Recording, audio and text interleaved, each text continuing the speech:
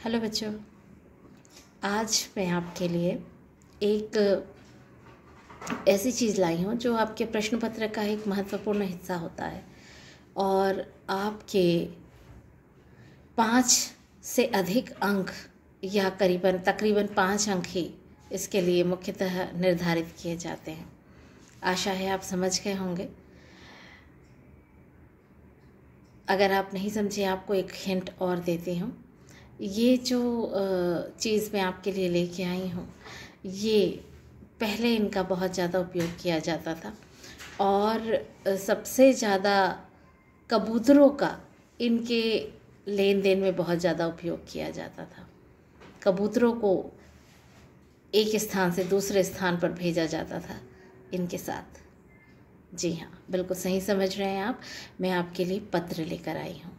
तो आज हम जो पत्र पढ़ने वाले हैं, उस पत्र का शीर्षक है, या वो पत्र किसे हम लिखेंगे, पेयजल की कठिनाई दूर करने के लिए नगर पालिका अध्यक्ष को पत्र आप लिखेंगे।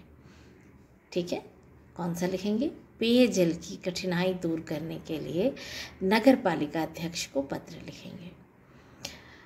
ये पत्र आपने वीडियो शुरू होने के पहले ही आपको दिखाई दिया होगा। उस पत्र के बारे में और अंत में भी एक बार फिर से मैं आपको पुनः वो पत्र दिखाऊंगी ताकि आप आसानी से उस पत्र को उतार सकें। वीडियो पॉज करके आप उस पत्र को आसानी से लिख सकें और उतार सकें।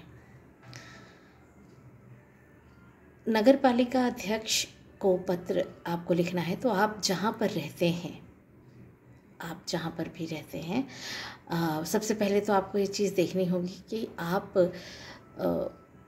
किस जगह पर रहते हैं। वो नगर पालिका है या वो ग्राम पंचायत है। ठीक है, तो आप अगर नगर में रहते हैं तभी आप नगर पालिका को पत्र लिखेंगे, अन्यथा आपको ग्राम पंचायत को पत्र लिखना पड़ेगा, सरपंच जी को पत्र लिखना पड़ेगा, क्योंकि गांव की सारी चीज़ों की जो देख रेख होती है वो वही करते हैं। ठीक है, तो आप जब पत्र लिखेंगे तो आप सबसे पहले, चूँकि हम लिखते हैं कोई भी पत्र अगर हम शुरू करते हैं तो हम कहाँ से शुरू करते हैं? सेवा में से। आवेदन पत्र अगर हम कभी भी शुरू करते हो, हम क्या कर रहे हैं? ये आवेदन पत्र लिख रहे हैं। अध्यक्ष जी से हम अपनी समस्या बता रहे हैं और अध्यक्ष जी हमारी समस्या का समाधान करेंगे या कोई ना कोई ऐसा हल हमें बताएंगे जिससे हमारी समस्या का निदान हो जाए, हमारी समस्या का हल हो जाए। ठीक है, तो हम अगर उनसे निवेदन कर रहे हैं तो आपको पता है निवेदन पत्र या आवेदन पत्र जो होते हैं वो हमेशा कहाँ से शुरू किया जाता है? सेवा में। सेवा में फिर आप लिखेंगे अध्यक्ष महोदय, जहाँ आप रहते हैं। जैसे मैं रहती हूँ अभी बिलासपुर में, तो मैंने लिखा कि अध्यक्ष महोदय नगर पालिका बिलासपुर छत्तीसगढ़। ठीक है, अब उसके बाद में यहाँ पर आप कहेंगे मैडम 2 बार बिलासपुर आया है, गलती से तो नहीं आया? मैं कहूँगी नहीं, गलती से इसलिए नहीं आया क्योंकि सबसे पहले हम ये बता रहे हैं कि जो नगर पालिका है, हम कहाँ की नगर पालिका को नगर पालिका अध्यक्ष से बात करना चाह रहे हैं, तो इसीलिए हमने उस नगर पालिका का नाम दिया है। तो नगर पालिका बिलासपुर। ठीक है, अध्यक्ष महोदय नगर पालिका बिलासपुर नगर निगम। अब उसके बाद में फिर आप बता रहे हैं कि आप कौन से डिस्ट्रिक्ट के हैं, संभाग आपका कौन सा है वो आप बताएंगे। जैसे आप गांव में रहते हैं तो गांव से आप जिले के अंदर में आएंगे, है ना, आप जिले के नाम बताएंगे अपना। तो इस तरीके से ऐसे होता है, तो आप उसी तरीके से अपना बताएंगे कि आप कौन से शहर में के अंतर्गत या जिले के अंतर्गत आते हैं या संभाग के अंतर्गत आते हैं। उसके बाद आप लिखेंगे, उनको आप एड्रेस करेंगे महोदय या मान्यवर जो भी, या उस पद पर सबसे पहले पता कीजिए कि कहीं कोई लेडीज़ तो नहीं है, है ना। तो उसके बाद में उनके हिसाब से मान्यवर या महोदया या महोदय इन संबोधनों का प्रयोग करेंगे। फिर आगे हम अपनी समस्या लिखेंगे उनसे। जैसे हम लिख सकते हैं पिछले कई दिनों से हमारे मोहल्ले में पीने का पानी नियमित रूप से नहीं आ रहा है। क्या हो रहा है? हमारे मोहल्ले में पीने का पानी नियमित रूप से नहीं आ रहा है। ठीक है, सप्ताह में लगभग 2 या 3 दिन ही आता है। ठीक, गर्मी के दिनों में जब पानी की सब बहुत दिक्कत हो जाती है तो आप देखते हैं ये सारी समस्याएं हमें फेस करनी पड़ती है। इन सारी समस्याओं से हमें दो चार होना पड़ता है यानी हमें इन सारी समस्याओं का सामना करना पड़ता है। सप्ताह में 2 या 3 दिन ही आ रहा है, जिससे घरों में दिक्कत आ रही है। ठीक है, पीने का पानी अगर नहीं मिलेगा तो सीधी सी बात है घर में परेशानी आएगी। वही चीज़ आप लिख रहे हैं कि हमारे मोहल्ले में पीने का पानी नियमित नहीं आ रहा है। ठीक है, नियमित नहीं आ रहा है यानी रोज़ नहीं आ रहा, क्योंकि हम पीने का पानी रोज़ भरते हैं तो पीने का पानी रोज़ नहीं आ रहा है। सप्ताह में 2 या 3 दिन ही आ रहा है, जिससे घरों में बहुत दिक्कत आ रही है, क्योंकि रोज़मर्रा की ज़रूरतों के लिए हमें पानी की रोज़ आवश्यकता पड़ती है। ठीक है, बहुत सारे काम हमारे बिना पानी के नहीं हो सकते हैं। तो वही चीज़ आप बता रहे हैं। फिर आप ये भी बताते हैं कि गर्मी में पानी ना हो तो सभी की परेशानियां बढ़ जाती हैं। ये बात आप बहुत अच्छे समझते हैं। अगर पानी ना हो तो आप ना तो खाना बना सकते हैं, ना अपनी प्यास बुझा सकते हैं, ना ही नहा सकते हैं, ना कपड़े धो सकते हैं, ना कुछ कर सकते हैं आप। तो आपके लिए हर चीज़ की समस्या बढ़ जाती है, पानी की मांग बढ़ जाती है।